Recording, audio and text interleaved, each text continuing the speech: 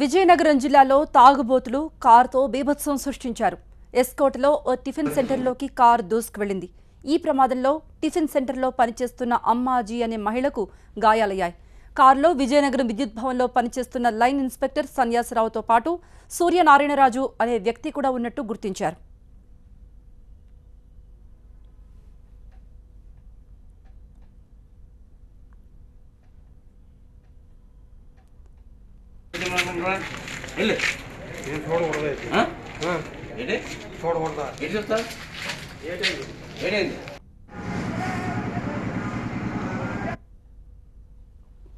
కారును సూర్యనారాయణరాజు అనే వ్యక్తి నడుపుతున్నాడు.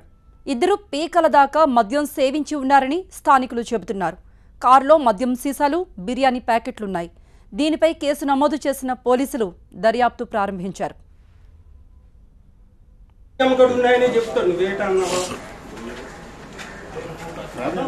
వెహికల్ ఎక్కడి నుంచి ఎక్కడికి వెళ్తుంది? వెహికల్ యాక్సిడెంట్ ఎలాగ అయిందండి?